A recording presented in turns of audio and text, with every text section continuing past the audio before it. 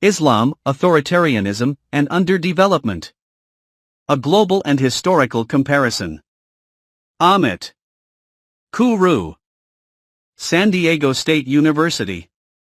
Chapter 2. Authoritarianism and Democracy.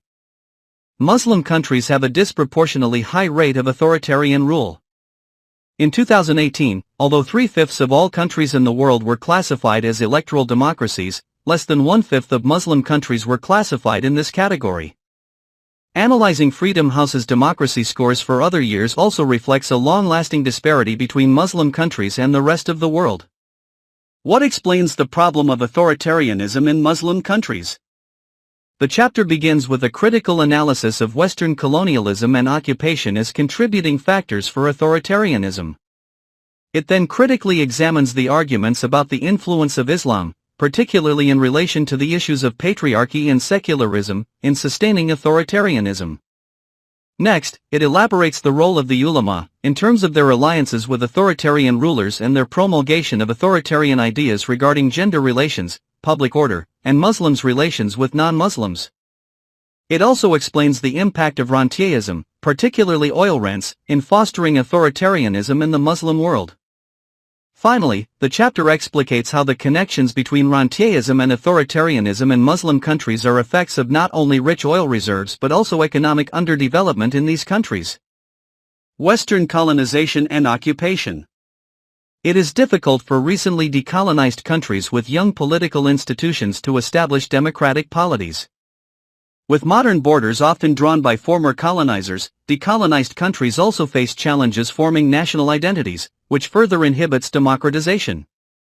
As Anthony Marx writes, national unity is a necessary precondition to democracy, for it establishes the boundaries of the community to which citizenship and rights are then accorded, without which democracy is impossible.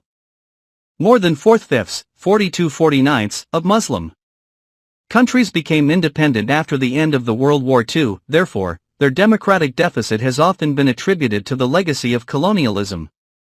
However, my analysis of all countries, with populations greater than 200,000, indicates that many decolonized countries have achieved democratization. About half, 68 out of 125, of all non-Muslim countries gained independence after the end of the World War II, and about 3/5, 40 out of 68, of these decolonized countries have democratized. The democracy rate of these non-Muslim, decolonized countries is much higher than the democracy rate of Muslim countries, which is less than 1/5. Thus, colonization alone does not explain why Muslim countries appear to be disproportionately authoritarian when we compare them with the rest of the world. Western occupations or interventions in Muslim countries have continued into the post-colonial era. In the 1980s and 1990s, the United States and Western European countries largely supported democratization in Latin America and Eastern Europe, whereas they have preferred to work with authoritarian rulers in most Muslim countries, especially in MENA. For a long time, this preference was perceived to fit U.S. priorities in MENA, protecting the State of Israel, stabilizing the oil supply, and preventing new Islamist regimes. Recently, the Bush and Obama administrations briefly and inconsistently pursued pro-democratic agendas in the region. In 2004 and 2005, the Bush administration encouraged democratic elections in Iraq, Lebanon, and Palestine, while also urging Jordan, Egypt, and Saudi Arabia to embrace political reforms. This policy, however, did not endure. The Obama administration's emphasis on democratization in MENA was also ephemeral. Barack Obama's 2009 Cairo speech, in which he called for political liberalization across the region, created expectations for a new, pro-democratic U.S. policy. When the Arab Spring broke out 1.5 years later, the administration cautiously supported the transformation. The NATO operation against the Gaddafi regime in 2011 gave momentum to the Arab uprisings. Unlike in Algeria in 1992, Western countries tolerated the electoral victories of Islamists in Egypt and Tunisia. Nevertheless, this trend was halted by a series of events, including the killing of the U.S. ambassador to Libya, Christopher Stevens, the rise of ISIS, and internal conflicts in many MENA countries. In 2013, the Egyptian military staged a coup and designated the Muslim Brothers as a terrorist organization. The Obama administration did not even define the incident as a military coup, signaling return to the old policy patterns. Although Western interventions have contributed to authoritarianism in Muslim countries, on their own they are insufficient to explain the democratic deficiency. Explanations that look only at Western interventions overemphasize foreign actors' impact on Muslim societies, while downplaying the role of these societies' internal dynamics, including their ideologies, class relations, and economic conditions. The following sections will explore these internal aspects. The role of Islam. Essentialist explanations point to Islam as the cause of authoritarianism in most Muslim countries. Islam, however, is not exceptional. Like other religions, it has both pro-democratic and pro-authoritarian interpretations. One example of such essentialism can be found in an article by Charles Rowley and Nathaniel Smith, who argue that democracy deficits in Muslim countries appear to have something to do with the nature of Islam itself. These authors define a heartland of the Muslim world, including countries in MENA and Central Asia, which became part of Muslim lands by the year 750. In these countries, the authors argue, Islam has the deepest historical roots, has had the most time to shape and to transform culture. It is, however, problematic to present Islam as influential in territories where it dominated by 750, but not in those where it dominated or was prominent from some later point over the last 1,269 years. Moreover, this claimed heartland includes Central Asian countries, which experienced Russian colonization followed by atheistic Soviet rule. By focusing on Islam as the cause of authoritarianism in these countries, Rowley and Smith disregard their recent history of Russian/Soviet rule and secularist dictators today. A historical analysis of Muslims' problems should trace change in continuity by dividing a long historical process into smaller periods, rather than simply showing some statistical correlation between today and circumstances a millennium ago. Additionally, in contrast to what Rowley and Smith claim, a religion's long history in a territory does not necessarily make its followers there more pro-authoritarian than those in a territory where the religion has a shorter history. Several Western European converts to Islam, for example, have embraced authoritarian interpretations as jihadi Salafism, despite the fact that Western Europe is not a place with a long Islamic history. Many other scholars have analyzed the role of Islam in contributing to authoritarianism based on contemporary observations. They have generally developed arguments about two main themes in the Muslim world: the presence of patriarchy and the absence of secular states. Patriarchy. Muslim countries' problem of patriarchy becomes more visible when they are compared with Western countries. Based on World Values Survey in 1995-6 and 2002, Ronald Inglehart and Pippa Norris write, on the matter of equal rights and opportunities for women and measured by such questions as whether men make better political leaders than women or whether university education is more important for boys than for girls, Western and Muslim countries score 82% and 55%, respectively. Stephen Fish argues that patriarchy has led to authoritarianism in Muslim countries. Fish documents gender inequality in Muslim countries with some convincing data. Nonetheless, I have two main criticisms of his analysis.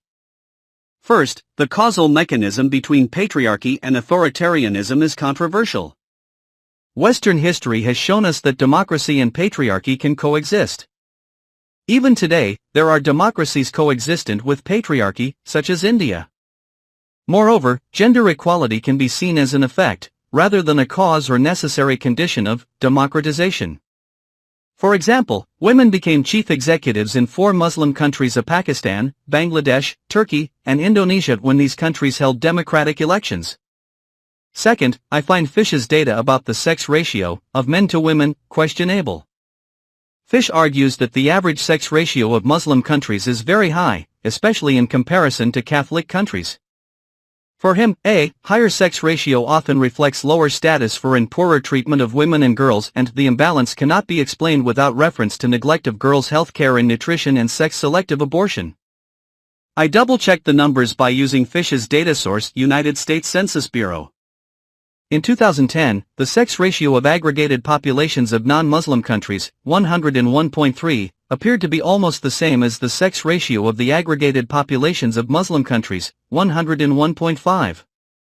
Fish's calculation was inflated by data from 4 countries that had exceptionally high sex ratios due to extensive employment of foreign male workers. Muslim countries do have a patriarchy problem, but they do not have exceptional sex ratios. Patriarchy is not sufficient to explain why most Muslim countries have failed to democratize. Michael Ross explains the problems of patriarchy and authoritarianism in Muslim countries as a symptom of oil rents. He compares some Middle Eastern and East Asian societies, especially South Korea, that were once similarly patriarchal. In the 1960s, South Korea started to become less patriarchal because women participated into the labor force of manufacturing industries, such as textiles, and eventually gained political influence.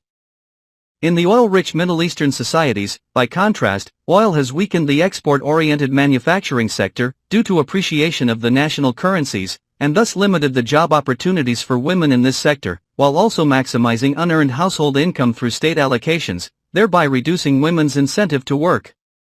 Ross's explanation is insightful. But patriarchy exists in most Muslim countries with various degrees. It is not limited to those whose economies are dominated by oil. Moreover, Ross's analysis is too materialist. It overlooks the role of ideas in the complex problem of patriarchy. There has been a doctrinal struggle between supporters and opponents of women's rights in the Muslim world since the late 19th century. Supporters have included reformist officials and Western-educated intellectuals, whereas the opponents have consisted largely of socially conservative officials and Islamic actors, ulama, Islamists, and Sufi sheikhs. Islamic actors have generally preached patriarchal understandings of Islam, which present men as more suitable for leadership positions from the state to family, require women to have male guardianship during long trips, and undermine women's positions in marriage, divorce, inheritance, and testimony. The consequences of Islamic actors' patriarchal preaching can be seen in a recent 2002-10 survey conducted in 15 MENA countries, which shows that 2/3 of respondents disagree with the statement that a woman can travel abroad by herself if she wishes, and 2/5 agree with the statement that it is a violation of the precepts of Islam for male and female university students to attend class together. There have been Muslim women thinkers promoting women's rights, but their resources and access to the wider Muslim public have been limited in comparison to those of Islamic actors. In the first half of the 20th century, Muslim supporters of women's rights took important steps forward. But these supporters were largely associated with authoritarian secularist ideologies and state practices. Several secularist regimes, including those in Turkey and Tunisia, imposed headscarf bans, in addition to other restrictions on pious women and men. These authoritarian policies, together with secularist regimes' socio-economic and foreign policy failures, helped Islamic actors gain popularity. In the second half of the century, Islamic actors have pushed Muslim-majority states and societies toward more conservative lines, which has resulted in the Islamization of constitutions and certain laws in several countries. This legal Islamization has negatively affected women's rights. I analyze the Islamization of state laws in several Muslim countries below. Secular and Islamic states. For scholars who have explained authoritarianism in the Muslim world as a result of the close entanglement between Islam and the state, Lewis has been the main source of inspiration. In numerous publications, Lewis repeatedly argued that Islam, unlike Christianity, rejects constitutional secularism in terms of religion-state separation, and that this rejection leads to authoritarianism. In his words, for believing Muslims, legitimate authority comes from God alone, and the ruler derives his power not from the people, nor yet from his ancestors, but from God and the Holy Law. Lewis presents Turkey as the exception that proves the rule. Those who see in Islam an obstacle to democratic development point to secularism as the crucial difference between Turkey and the rest of the Muslim world. On this issue, Huntington's views are almost identical. He writes, in Islam, no distinction exists between religion and politics or between the spiritual and the secular, and political participation was historically an alien concept. Thus, Islam has not been hospitable to democracy. Lewis's and Huntington's claims have many problems. Part 2 of this book will make the case that a certain level of separation between religious and political authorities existed in early Islamic history. The way dominant Islamic discourses today reject religion-state separation began to be constructed in the 11th century. Moreover, the problem of authoritarianism in the Muslim world cannot be explained by the asserted absence of secular states. In fact, many secular states have existed in the Muslim world. However, most of these secular states have been authoritarian, like their non-secular counterparts. As summarized in Table 2.1, out of 49 Muslim countries, 22 have constitutionally secular states. 14 of these 22 Muslim countries have constitutions that define their states, or republics, as explicitly secular. I collected the original terms from these countries' constitutions in their official languages, including the vernacular, Arabic, English, French, Portuguese, Russian, and Serbian, as the following: Azerbaijan, Dunyevi, Burkina Faso, laic; Chad, laic; Almania, Gambia, secular; Guinea, laic; Guinea-Bissau, laica; Kazakhstan, Zayerli, Svetsky; Kosovo, laic; Sekularna, Kyrgyzstan, Dinden Tishkari, Svetsky; Mali, Laicite Dieleta, Senegal, laic; Tajikistan, Dunyavi, Svetsko; Turkey, laic; and Turkmenistan, Dunyui, Svetsko. The remaining 8 secular constitutions in Muslim countries do not use the term secular, but they do not recognize Islam as the official religion either, thus, they implicitly define their states as secular. Among them, the legal systems of 3 cases, Albania, Niger, and Uzbekistan, are fully secular. In one case, Sierra Leone, Islamic family law is considered as customary law and is under the jurisdiction of local courts. In 2 cases, Eritrea and Lebanon, there are Sharia courts for family law matters, including marriage, divorce, and inheritance. In the remaining 2 cases, Indonesia and especially Nigeria, some provinces' legal systems, including both family and criminal law, are based on Sharia. In short, almost half of Muslim countries have secular constitutions, which indicates that the essentialist claim about the inherent incompatibility between Islam and constitutional secularism is not based on empirical data. Some essentialists could respond by arguing that secular states in the Muslim world are a legacy of colonialism. In fact, with few exceptions, Iran, Saudi Arabia, and Turkey, all Muslim countries were colonized by European countries, and while some of them became secular states, some did not. Hence, secular states in the Muslim world are not simply a product of colonialism. As of 2018, 17 of these 22 Muslim countries with secular constitutions have authoritarian regimes. The 5 democracies are Albania, Burkina Faso, Indonesia, Senegal, and Sierra Leone. This proportion indicates that secularism is not a sufficient condition for democracy and that the problem of authoritarianism in the Muslim world cannot be explained simply by its absence. Authoritarianism in these secular states can be explained by 3 factors. First, as Part 2 of this book will explain, authoritarianism in Muslim countries has deep historical roots based on the marginalization of the intellectual and bourgeois classes by the Ulamat state alliance, which began in the 11th century. Second, the colonial legacy has further inhibited democratization in many Muslim countries. In the cases where the colonizer itself was authoritarian in its mainland, the colonial effect was particularly pro-authoritarian, as seen in the Soviet legacy in Central Asia's authoritarian secular states. These 2 explanations are not unique to secular states in the Muslim world, they also apply to Islamic states. The third explanation, however, is unique to secular states. In many cases, the secularists have embraced authoritarian ideologies of socio-political transformation, including socialism and fascism, and opposed democratization as a barrier to their top-down modernization projects. Table 2.1 classifies constitutions in Muslim countries in 3 categories: secular constitutions, constitutions that recognize Islam as the official religion without referring to Sharia, and constitutions that recognize some legal status for Sharia. The second category includes 8 cases: Algeria, Bangladesh, Comoros, Djibouti, Jordan, Malaysia, Morocco, and Tunisia. In these countries, the family law is based on various interpretations of Islamic law. In 2013, 6 of these 8 countries were ruled by authoritarian regimes. The only democracies were Comoros and Tunisia. This category is a transition between the first and the third, and the countries it includes thus have some overlap with those in the other 2 categories in terms of the causes of authoritarianism.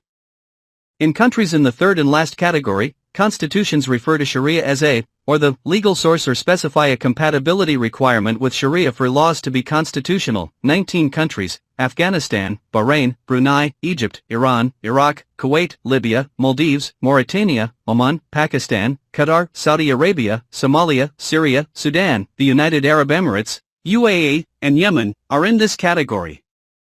These countries have Sharia courts with jurisdiction over family law matters. Moreover, in many of these cases, Sharia courts deal with criminal law matters. All of these countries are currently ruled by authoritarian regimes. These data show that the constitutional status of Sharia is associated with authoritarianism. In the last 4 decades, several Muslim countries have adopted less secular constitutions and legal systems. This transformation has generally followed 2 complementary courses. The first one has been top-down Islamization by rulers. In several cases, authoritarian rulers have put Sharia into the constitutions to legitimize their regimes, in the eyes of religiously conservative masses, and to counter the rising Islamist opposition. In this context, legal Islamization might be seen to have legitimized regimes that were already authoritarian.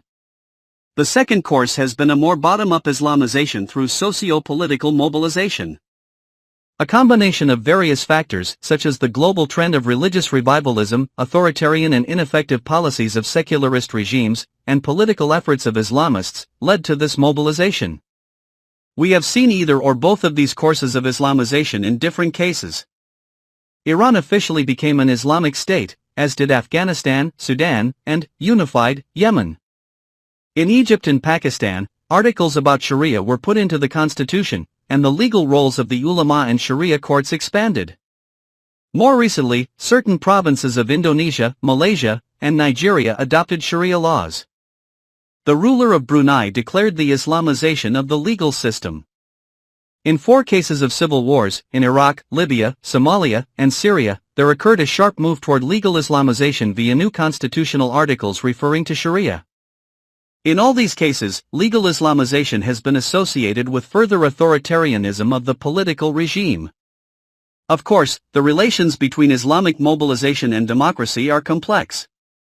In cases where Islamic actors have not focused on legal Islamization, such as certain ulama in Indonesia, Sufis in Senegal, and Islamists in Tunisia, they have contributed to the democratization processes of their countries.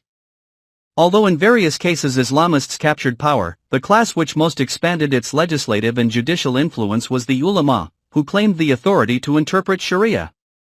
The constitutional designation of a legal status to Sharia in a country at least partially means that the law is regarded as something to be formed by the ulama.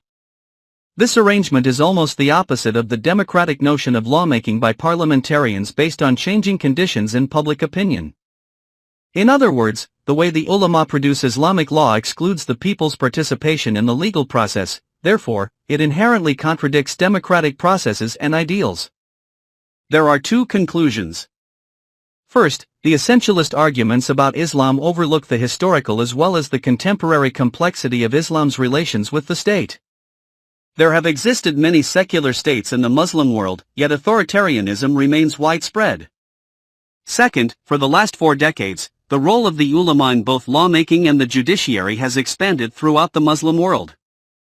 In many cases this expansion has contributed to the persistence of authoritarianism. The ulama's position is worth analyzing in detail. The ulama. Ulama-state alliances. In countries where there have existed or emerged constitutional references to Sharia, the ulama have functioned as an undemocratic legislative authority. Even in various secular states, the ulama have cooperated with or been co-opted by authoritarian rulers. Although these rulers initially planned to use the ulama strategically, in the long run, the ulama seems to have benefited more from this relationship by Islamizing public discourse and ultimately promoting their own political and legal positions. In many Muslim countries, governments have controlled mosques to regulate the ulama and legitimize their rule. Even the secularist governments in Turkey controlled mosques through a governmental agency, the Directorate of Religious Affairs, Diyanet, founded in 1924.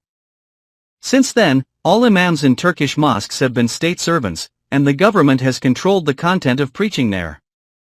In essence, the secularists established the Diyanet to maintain their oversight of Islamic activities. Recently, however, when Tayyip Erdogan began to establish a populist Islamist regime, he was able to exploit the Diyanet as a centralized institution under government control. In about 100,000 mosques nationwide, state-servant imams continue to recite Friday sermons composed by the Central Diyanet Office. At critical times, such as prior to elections, these sermons propagandize the Erdogan regime's views. Erdogan has adopted a long list of authoritarian measures, including the confiscation of thousands of citizens' private property and the jailing of tens of thousands under terror charges. Yet he continues to receive the support of most Islamic actors, including prominent ulama and Sufi sheikhs. The leading Turkish scholar of Islamic law, Hayrettin Karaman, has played a key role in maintaining the alliance between Erdogan and the ulama. For decades, Karaman has bridged the Turkish ulama and Islamist ideology. He famously argues that each and every Muslim should be an Islamist. Even if he does not use this term, he should accept the meaning and content of this concept. As early as 1990, Karaman characterized secular legal systems as antithetical to Islam and claimed that an individual or a society cannot avoid polytheism, unless they base all of their behaviors on the divine will either through the revelation or its interpretations. In 2013, when Erdogan attempted in vain to ban the mixed-sex student residence, Karaman wrote, "If there is an unmarried couple or mixed-sex students who are living together in a house, the state inspects and raids such houses in order to hinder illegitimate behaviors, and punishes these perpetrators." For Karaman, Islam is incompatible with both secularism and democracy, because, according to philosophical basis of democracy, human being is equal to, superior to, or independent of the Creator. Muslims, for him, ought to ask whether democratic institutions have a divine origin, or whether they are productions of human reason and ego. Karaman justifies Erdogan's and other Islamists' usage of secularism, democracy, and pluralism only as temporary instruments. If our conditions require the usage of some means while we are marching toward Islam step by step, we would use such means. Necessity justifies the means. The Arab Republic of Egypt is another example of a polity that was founded as a secular state and experienced a gradual process of legal Islamization. Like his Turkish counterparts, Nasser aimed to put Islamic institutions, particularly Al-Azhar, the famous center of Sunni learning, administratively and financially under his control. He was powerful enough to bring the ulama to heel. The following presidents continued to expand governmental supervision of Islamic institutions in Egypt. The proportion of state-controlled mosques increased from less than 1/5 in 1962 to more than 3/5 in 1994, while the total number of mosques also enlarged from fewer than 20,000 to around 70,000. A bureaucratic council has decided the topics to be covered in these state-controlled mosques, particularly in Friday sermons. Obviously, the Egyptian state could not monopolize the Islamic sphere. There appeared alternative religious authorities, and even Al-Azhar made certain challenges to the government. Yet overall, not only Nasser but also subsequent presidents Anwar Sadat and Hosni Mubarak all benefited from this dominance over Al-Azhar by securing fatwas legitimating their policies. In January 2013, when Mohamed Morsi was the Egyptian president, I conducted interviews in Cairo with politicians and bureaucrats affiliated with the Muslim Brothers. Answering my questions about the state control over mosques, they generally expressed willingness to increase this state control. The Kemalist and Nasserist policies to put mosques under state oversight were secularist projects. Islamists in Turkey and Egypt have not been different. They are equally eager to keep mosques under state control. Part 2 of this book will analyze the deep historical roots of this eagerness. Iran has also followed a similar trajectory by moving from secularism to Islamism. In contrast to the Egyptian and Turkish cases, however, the transformation in Iran was revolutionary. Khomeini articulated his vision of post-revolutionary Iran in his concept of the guardianship of the jurist, Vilayat-e-Faqih, according to which the ulama would hold not only legislative and judicial but also executive power. Again, unlike Turkey and Egypt, the trajectory Iran followed has gone beyond an ulama-state alliance, becoming a semi-theocratic regime in which the ulama are supreme. Khomeini held that the ulama, particularly the jurists, are vested by God with the authority to implement Sharia. His understanding of governance is simply reduced into the implementation of Sharia. From this perspective, humans have very little efficacy. Even if the Prophet Muhammad and Imam Ali were alive today, Khomeini asserts, they would have had no more agency than a regular jurist in governance. He explains this assertion with an example. Now the penalty for the fornicator is 100 lashes. If the Prophet applies the penalty, is he to inflict 150 lashes, Imam Ali, 100, and the Faqih, jurist, 50? Of course, after capturing power, Khomeini and other ulama governed Iran with certain levels of pragmatism and realpolitik, but the idea of the guardianship of the jurist is still the basis of the Iranian regime. In the Indian subcontinent, Pakistan is an important Muslim country, given its large population, nuclear power, and influence over worldwide Islamist groups. The Islamization of the Pakistani legal system was mostly done in the late 1970s and the 1980s by Zia-ul-Haq, who came to power with a military coup. In 1979, Zia promulgated a series of Islamic criminal laws and took steps to Islamize the education system and economy. Zia's short-term alliance with the Islamist Jamaat-e-Islami reflected a tradition with deep historical roots.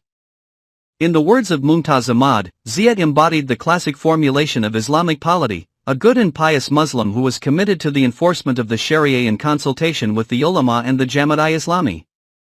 Again, similar to the medieval Muslim political tradition, no questions were asked about the motive his coming into power or the methods he chose for Islamizing the society. Zia empowered the ulama by establishing a federal Sharia court to review legislation.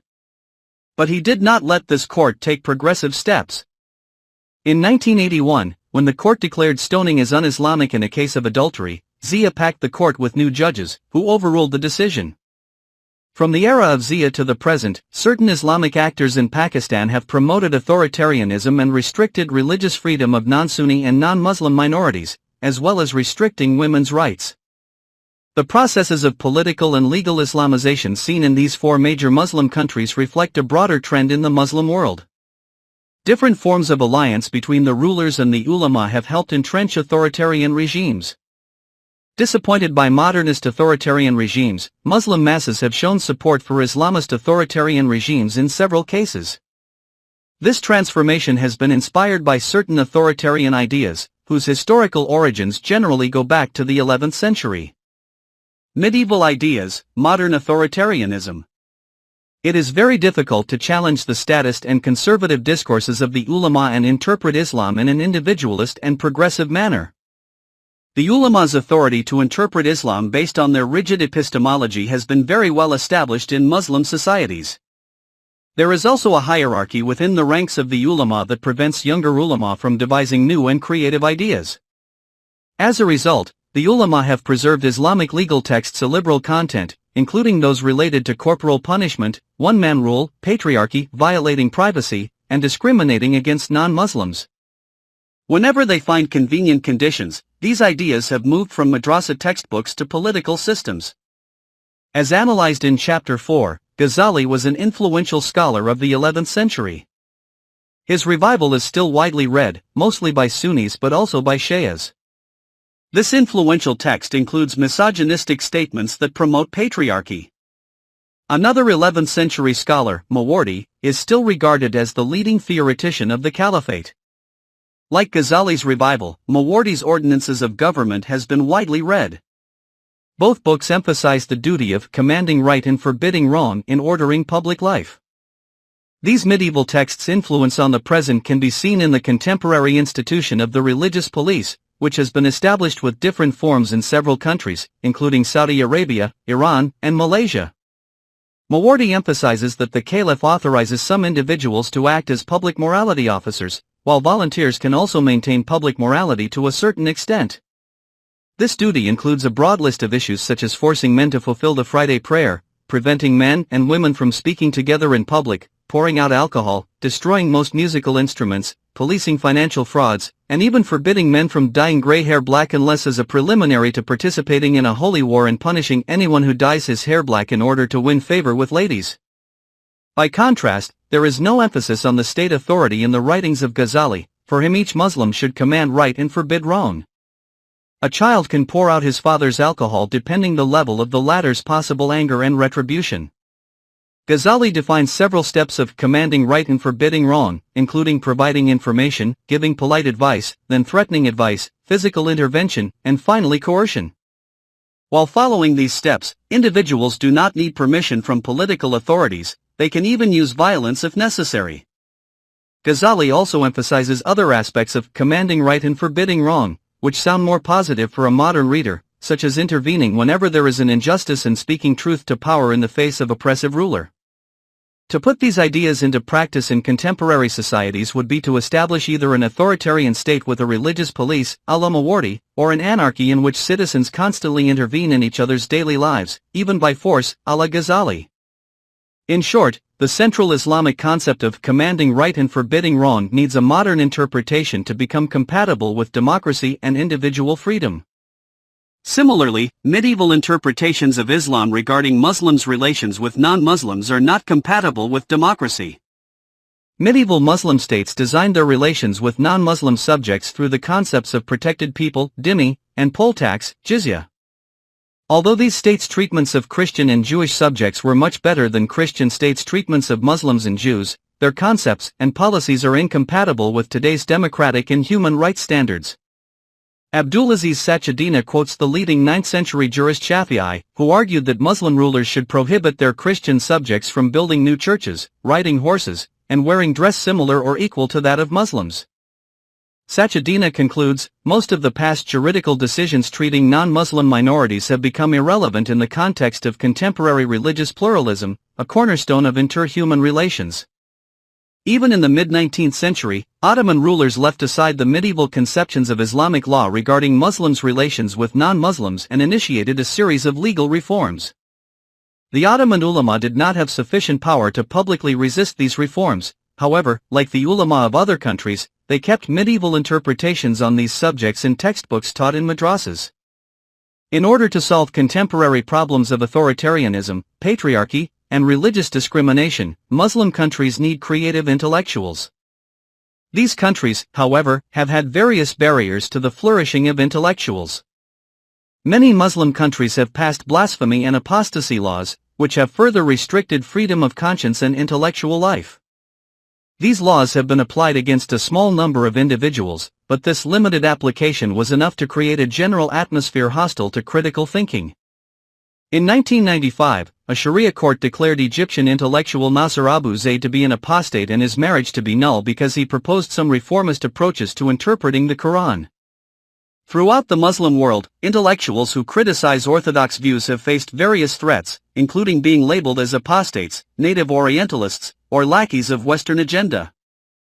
Islamists have also disseminated certain ideas that are incompatible with democratic participation and separation of powers. They generally present Islam as a comprehensive doctrine that, unlike Christianity, covers every aspect of life. As part 2 of this book will elaborate, this claim is inaccurate. Islam has played an important but limited role in Muslims' political history for more than a millennium, and it is no different from Christianity in terms of recognizing a differentiation between religion and politics, as well as between religion and such other spheres of life such as science and economy, although Islamists' well-known slogan, "Islam is the solution," denies it. Theoretically, Sufi sheikhs could have provided a more spiritual alternative to Islamists' top-down utopian projects and the ulama's formal legalism. Practically, they did not. Instead, the Sufi sheikhs have generally contributed to authoritarianism with their hierarchical teachings as articulated in such widespread sayings of Qadri and Naqshbandi Sufi orders in Turkey as, whoever does not have a sheikh, his sheikh is Satan, and when Satan will approach a Muslim's deathbed to steal his faith, his sheikh will save his faith. This kind of hierarchical Sufi preaching blocks individual freedom, which is necessary to make democracy work. In sum, the ulama have generally enabled authoritarianism in many Muslim countries through its alliances with authoritarian rulers and its promotion of certain medieval and anti-democratic ideas. Especially if Sharia is declared to be the law of the land in a country, it becomes almost impossible to challenge the ulama's authority to interpret Islam. Through their rigid epistemology, control over madrasas and equivalent institutions, societal prestige, and state support, the senior ulama have marginalized intellectuals, as well as some dissenting junior ulama. On the issue of blocking critical thinking, the secularists have also made a major contribution in the Muslim world. The secularist rulers have pursued top-down modernization projects and regarded independent intellectuals as largely useless and even inconvenient. Obviously, the ideas of Islamic actors and the secularists are not sufficient to explain the complex problem of authoritarianism in the Muslim world. Regardless of whether they are Islamist or secularist, authoritarian regimes need financial resources. In most Muslim countries, authoritarian rulers have used rents, especially oil revenues, to sustain their regimes. Oil and the rentier state. A rent is a geological gift that does not need labor-intensive production. The revenues from rents, such as those from oil and gas, make the economy rentier. A state is defined as rentier if rents constitute over 40% of its revenues. The state control over rents maintains the rulers with incentive, as well as power to reject people's participation in governance. Rulers of rentier states do not financially depend on taxation, therefore, the people cannot use taxation as leverage to hold rulers accountable. On the contrary, the people in rentier states are dependent on governmental allocation of rents. The rentier state allocates rents to the people in the form of money, jobs, and social services. This creates a patron-client relationship between the rulers and people, as well as a lack of independent political, economic, and civil society. Without independent political parties, a bourgeois class, and civic associations, democracy becomes impossible. In a non-rentier system of extraction, taxpayers constitute a very large number of citizens who are relatively mobile in terms of their capital and even production. If the government loses legitimacy, it becomes very hard for it to monitor and coerce all taxpayers. Oil production, however, is geographically static and controlled by a small number of elites. Therefore, its rents are much easier to monitor and extract, if not monopolize, by a government, than other types of production. An oil-dependent economy, in short, is unlikely to have either an autonomous bourgeoisie, because of the government monopoly over oil, or an organized labor, due to the fact that oil production is not labor-intensive. Moreover, rents provide authoritarian regimes with the financial capacity to expand their despotic security apparatuses and to use state-owned media and other propaganda mechanisms against opposition. To analyze the relationship between rentier states and authoritarianism, I prepared a global index of rent and tax rates as a percentage of government revenue. Table 2.2 summarizes the index's conclusions about rentier states. It shows that Muslim countries constitute between 2/3 and 3/4, 20 out of 28, of all rentier states, although they comprise only over a quarter, 48 out of 170, of all countries in this analysis. The high rate of Muslim rentier states is linked to Muslim countries' rich natural resources. They have 2/3 of the world's oil reserves, and those in MENA have about 3/5 of the world's reserves. Additionally, Muslim countries have 3/5 of the world's gas reserves, and those in MENA have about half of the world's reserves. All Muslim countries listed in the table are authoritarian, as are 5 of the 8 non-Muslim countries listed. The fact that the Muslim world includes a disproportionate number of rentier states helps us understand the disproportionately high rate of authoritarian rule in Muslim countries. 2 questions, however, still need to be addressed. First, 3 non-Muslim rentier states in the table, East Timor, Trinidad and Tobago, and Bolivia, are democratic. Second, there exist 29 non-rentier Muslim states, most of which, 22 out of 29, are also authoritarian. Elsewhere, I explained these issues by referring to the concept of regional diffusion, which implies that political regimes in a region affect each other through various mechanisms, including military intervention, regional diplomacy, economic policy, and socio-cultural exchange. Regional diffusion explains democratization in East Timor, with the influence of its democratic neighbor Australia, and in Bolivia and Trinidad and Tobago, with the impact of their democratic neighbors in Latin America.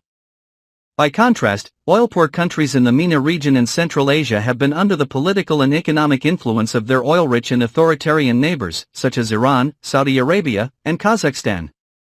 MENA is the only region in the world where countries' average rent rate, 55%, is higher than the average tax rate, 32%, as a percentage of government revenue. Thus oil rents appear to have a region-wide impact in MENA. Many oil-poor countries in this region, including Egypt, have sought international loans, which is similar to rent. There is another weakness of an oil-based explanation of authoritarianism in the Muslim world. The impact of oil on political regimes is not absolute but relative to the size of a country's or a region's economy. Norway, for example, has more oil income per capita than Brunei, but oil rents constitute only 36% of government revenues and 18% of the gross domestic product, GDP, in Norway, whereas they account for 92% of government revenues and 65% of GDP in Brunei. If the economy and the total governmental revenue of Norway were smaller, its economy would be much more dependent on rents and its state would be a rentier state. Consequently, if Muslim economies were larger, then oil rents would not dominate them so overwhelmingly. However, in 2014, the total GNI of Muslim countries constituted only 9% of the world's GNI, and it was less than the combined GNI of Germany and the United Kingdom. The limited size of economies in the Middle East is particularly important to assess the economic and political impact of oil in this leading oil exporter region. As Charles Boyks writes, once we exclude oil production, total output in the Middle East is similar to that of Finland. One may argue that oil revenues have inhibited Muslim countries' economic growth. It is true that high oil exports lead to the appreciation of the national currency and thus make exporting other products more difficult. Nonetheless, as Ross documents, oil does not hinder overall GNI growth.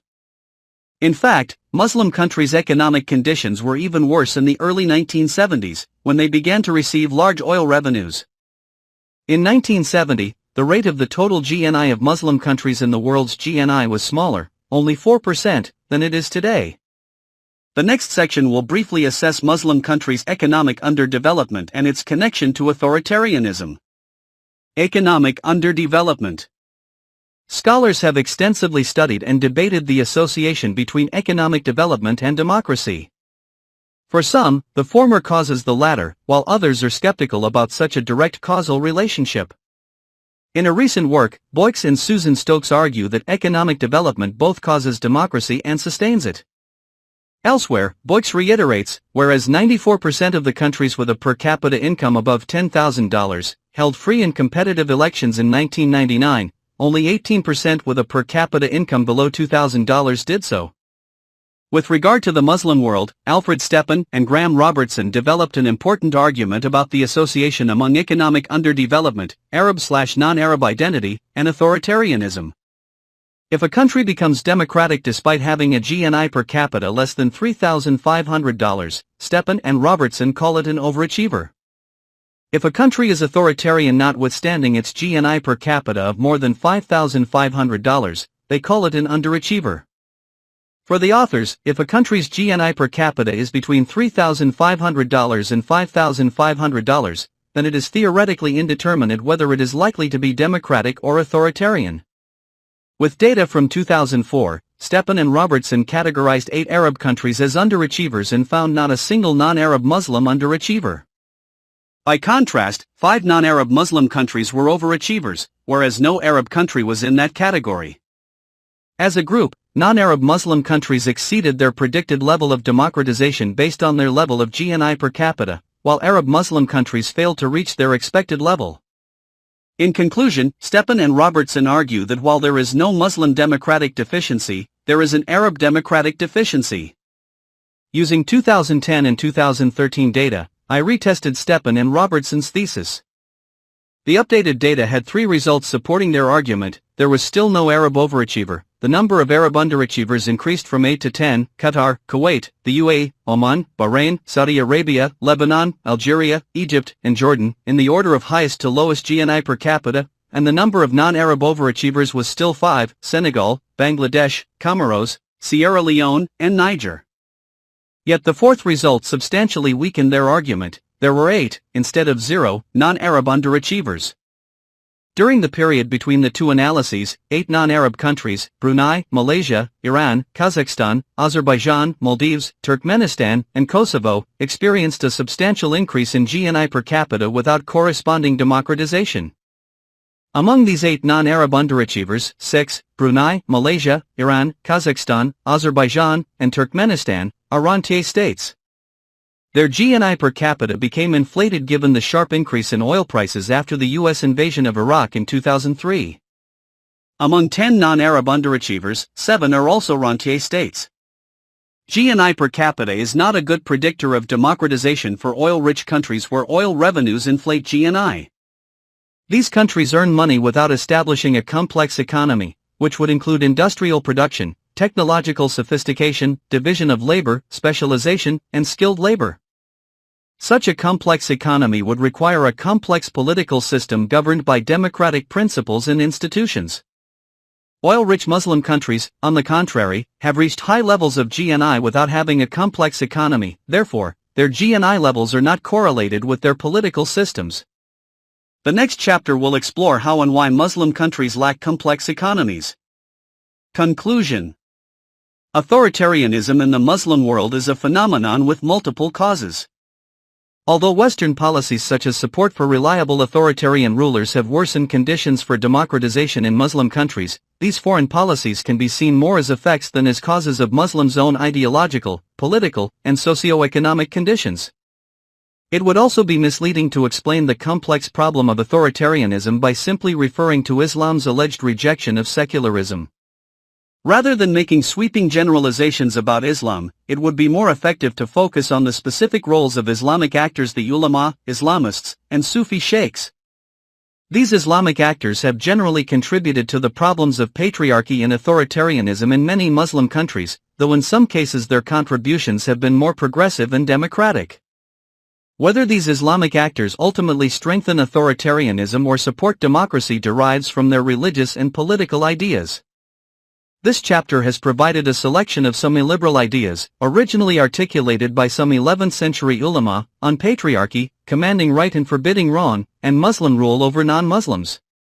Certain Islamic actors still spread these illiberal ideas in mosques, party meetings, and Sufi lodges. It is not an Orientalist generalization to analyze the association between these ideas and the problem of authoritarianism in many Muslim countries.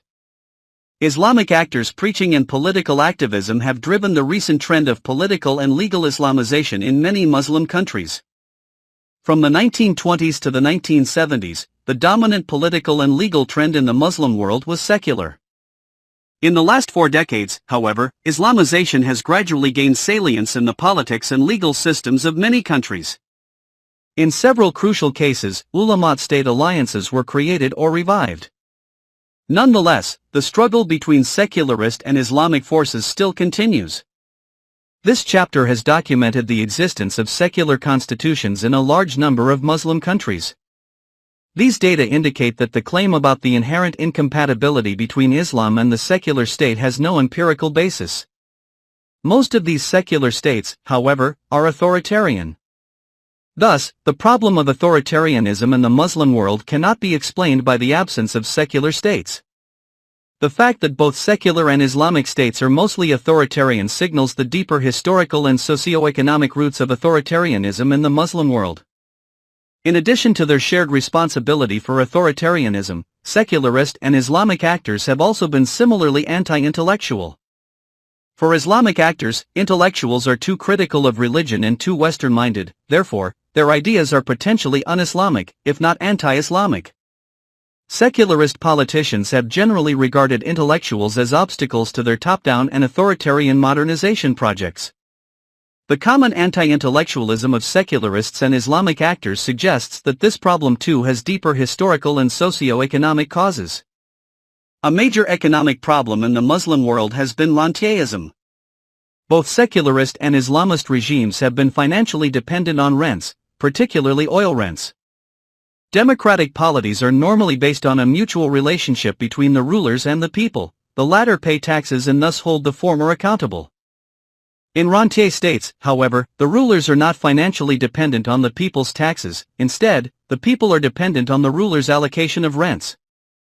Muslim countries have about 3/5 of world's oil reserves. Thus, there are many rentier and authoritarian states in the Muslim world.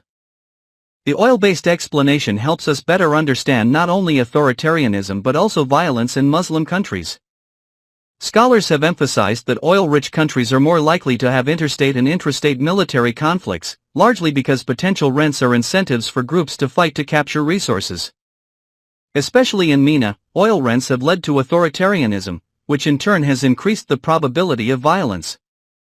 Oil rents have also contributed to the dominance of ulama-state alliance and the marginalization of the bourgeoisie in many cases.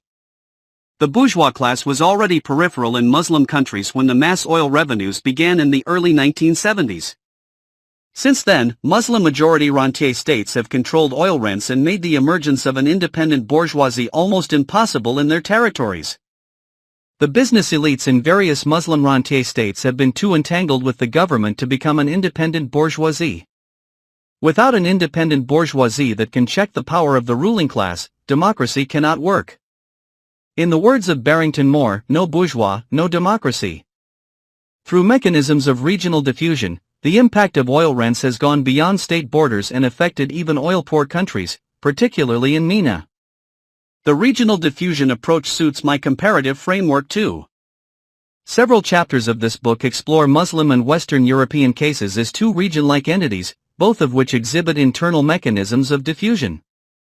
Intellectual, economic, and political characteristics of some parts of the Muslim world, or Western Europe, have eventually diffused to other parts, creating a certain level of region-wide resemblance. If Muslim countries had had more developed economies, oil revenues would not have dominated their economies and polities in such a profound manner. In this regard, economic underdevelopment has been a major cause of authoritarianism in many Muslim countries. Oil-rich countries have boosted their GNI, but this growth has not provided a basis for democratization.